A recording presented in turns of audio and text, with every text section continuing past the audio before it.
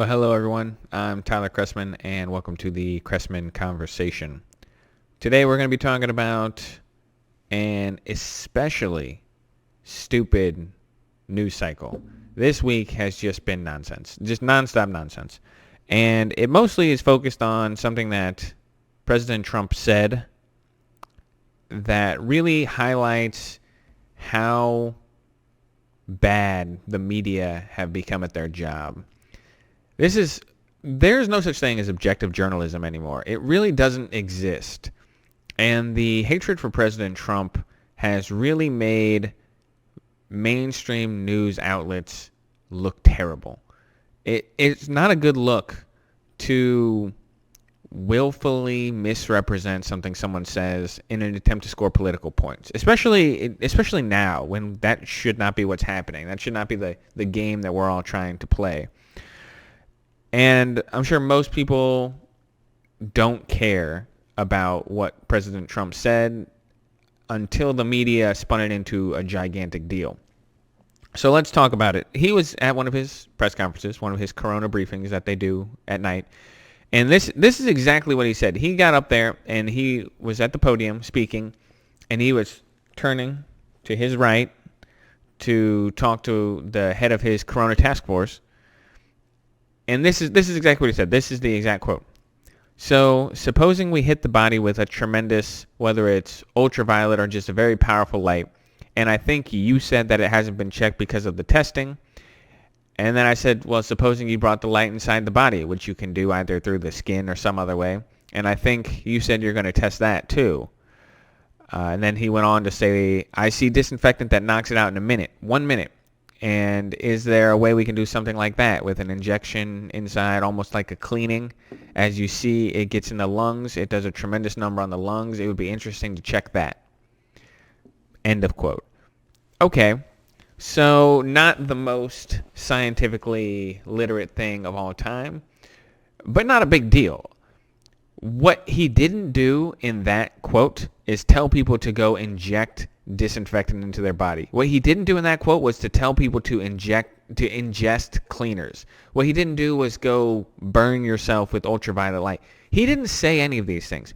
If you read the media coverage of that quote, you would think that what he got up there and told people to do was to take a tablespoon of bleach and put it in their drinking water, or to spray Lysol into their nose, or to get some needles and inject some sort of disinfectant straight into their lung.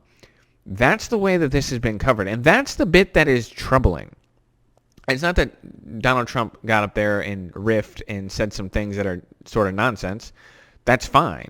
Because what he didn't do is look straight at the camera and say, I think that we should need to look into these disinfectants. What he was literally doing is looking to his corona task force and said, is this something we're checking? Is this something we're testing? He was basically asking her, are we looking into ultraviolet light? Have we done testing on that? And then she was saying, well, not as a test. We haven't looked at it as testing. And then he said, well, what about disinfectant? Is there something you can do like this? And she said, no. And he's like, all right, well, you consult with your medical doctors.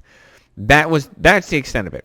Now, the Times, Washington Post, the New York Daily News, they all ran pieces about this. You've seen it on cable news nonstop.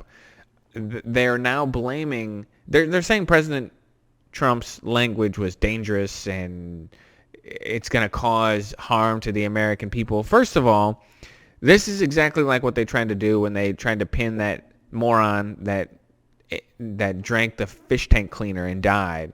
They tried to pin that on Donald Trump because he was talking about, hey, we've seen some promising results with this treatment, and maybe we should look into it. Maybe some of the doctors should try using it. And then some idiot went home and said, oh, look, my fish tank cleaner has something that's kind of similar to that. Let me just go ahead and drink it. And they tried to blame that on President Trump because some idiot drank fish tank cleaner. That's exactly what's happening right now again. We're watching it again. The New York Daily News ran a headline that said, quote, a spike in New Yorkers ingesting household cleaners following Trump's controversial coronavirus comments. End of quote. That article is complete garbage. It's just total nonsense. And here's exactly why. What they did was they took an 18-hour window and compared it to the same 18-hour window last year. So the Poison Control Center in New York said it handled 13 cases last year compared to 30 this year during the same 18-hour window. And then they said, aha, in the 18 hours immediately following Trump's remark, look, cases almost doubled compared to what they were last year.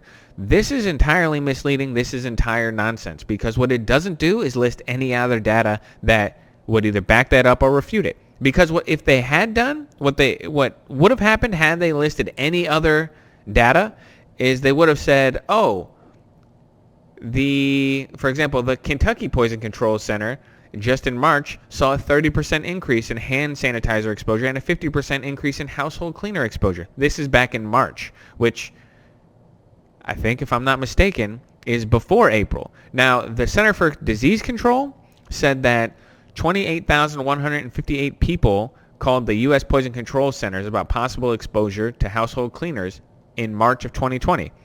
Now, this is compared to 25,021 in March of 19. That's a 3,000 person increase compared to last year in March, the previous month. Now, are we going to blame that on Donald Trump too? Does that make any sense at all? The exposures from disinfectants went from 12,801 in March of 2019 to 17,392 in March of 2020. That's 5,000 people. That's not a 50% increase, but it's getting close to a 50% increase compared to last year. Again, these all predate Donald Trump's comments about consult your doctor. We're going to look into possibly injecting disinfectant. Again, not a good idea, but now you're going to blame him for every idiot that goes home and drinks bleach. That's nonsense. The whole thing is nonsense. And this is just the underlying problem that has happened with the media and their entire coverage of this virus and their entire coverage of President Trump's presidency. They will take anything that he says and they will run with it, and they will create their own narrative. They will craft their own narrative, and they will just attempt to, as maliciously as possible, misinterpret what he's saying, mischaracterize what he's saying in an attempt to make him look bad. It's worse than anything I've seen in my lifetime. Now, I remember when Obama was president and people would talk about how the media, specifically conservative media, would mistreat him in the press. I always think of the tan suit. You know, the tan suit Obama wore during Easter one year was talked about. They're like, why is he wearing this tan suit? And people use that as an example of bad coverage he got because everyone was making fun of this suit. First of all, the man looked good in the suit. I don't care who you are. That Barack Obama is a good-looking dude, and he looked good in that suit. And so I thought, yeah, this is ridiculous. The idea that they're going to create some sort of weird news cycle based on the president wearing a tan suit. I was like, yeah, that's silly. What they didn't do was maliciously misrepresent what he said on such a large-scale way that if you went on the internet and you Google Trump and disinfectant, you will find 1,000 articles written about Trump basically telling people to ingest disinfectant. It never happened. Ever. Didn't happen. And we can all, the entire clip, everyone go watch it. The entire clip is about 25 seconds long. And it's Donald Trump looking at the doctor and saying, are we testing this? Are we testing this? Are we testing this? It's not him looking at the American people and saying, everyone go do this. I think what happened was he gets fed information from his doctors that he doesn't understand, and then he goes out there and he kind of misrepresents what they were saying him. So when you're talking about ultraviolet light, we have ultraviolet lights in the ambulance, in hospital rooms, because ultraviolet light actually is a good disinfectant. It turns out sunlight is a good disinfectant. We're not using it as a treatment on people. That's bad. But we use it to sterilize equipment. Yeah, because it does actually kill a lot of things that are harmful for your body.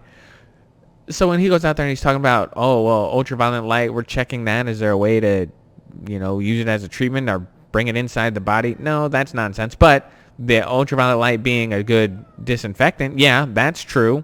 And then he's talking about actual disinfectant. Well, is there a way, we know that disinfectant knocks the virus out. We know that it manages to get rid of the virus on a surface in about a minute. Is there a way where, you can work that into some sort of medication, some sort of injection? He's looking at the doctor, and she's saying, probably not. And he's like, oh, all right, well, we'll see.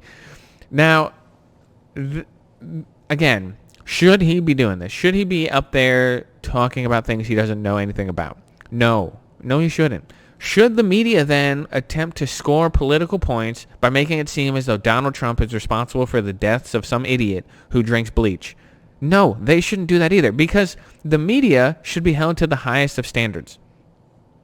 I've seen, if you look on any major news publication, whether it's the Times, whether it's Washington Post, it doesn't matter what it is, you will find an article about this, and it is entirely nonsensical that this is now dominating the news cycle.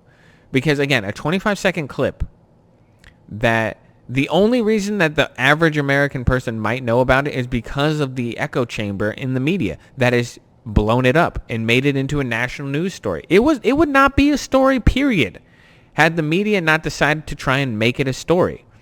And that's actually the big problem right there. The media crafts a narrative, and then they look to build stories around the narrative that they've prefabricated already. They've decided that Donald Trump is going to mishandle this virus. They've decided it already. And so what they're looking for is anything that they can then jump on to use to fill that narrative.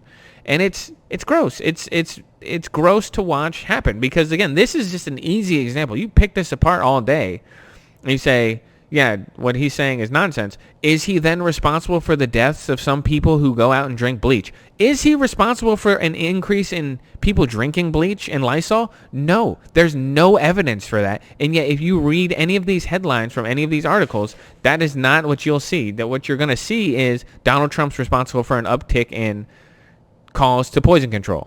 Donald Trump is responsible for the deaths of Americans. Some man in Arizona drinks fish tank cleaner, and Donald Trump basically went to his house and killed him. It's like, no, that's not the way this works. It's all ridiculous. And it's been disheartening to watch. Again, we don't come out here just to hate on the media. That's not the goal of what people like myself do. We don't. I read the New York Times. I listen to the daily podcast. I like it. And they're responsible for a lot of good reporting. So that's why it drives me nuts when you watch supposedly amazing pillars of journalism do this kind of stuff that anyone with open eyes can see is just not true. It's not honest. And that's the big thing. When you don't think that the media is being honest, that's when it drives people insane. And that's what it drives me insane. Again, I don't want to come out here and have to defend President Trump. I've made it clear on my show. I didn't vote for President Trump. I didn't do it. I held my nose. I voted for Hillary Clinton. But I really did have to hold my nose. I do not like Hillary Clinton. But I didn't like Donald Trump just as a person, as a candidate. It's not that he hasn't done good things in office. He's done some good things. I just think as a representative of the United States, he's never been my favorite. So when I have to come out here and defend him, when I have to be the one to say this is nonsense and we shouldn't be doing it, then you're running into a problem. You're running into an issue that needs to be addressed. And the issue is, what are we going to do as we watch the media as an institution crumble? Where are we going to get our reliable news that's unbiased? We don't have such a thing as unbiased news anymore. And I don't know if it ever truly existed in sort of the purest fashion. I don't think anyone is ever completely unbiased. But presenting the facts first and then presenting an opinion, I'm fine with that. If that's what you want to do, what I don't want is for you to purport to be objective and then have bias color the entire thing. Present the facts first. Present the facts and then give me your opinion. That's fine. I don't care if the New York Times did that. But when you say we're objective journalism and then you're clearly not, well, I don't know what to tell you. I don't know if there's a way to fix that. That's a sad thing too. I don't know if there's a way to fix that. You have to just be honest. And being honest is apparently incredibly difficult for some people. Anyway, I guess the PSA of today is don't drink disinfectant. Don't Don't go and inject Lysol into your lungs because the media told you the president said that. That'd be a bad idea. I wouldn't do it if I were you. In reality, just any time that you read a headline like that from the New York Daily News, where they're attributing something to President Trump that he said, just go watch what he said. Watch for yourself and make an opinion. I think that what we all need to do is start going to the source. Read the opinion pieces and then go to the source where they're drawing those opinions from.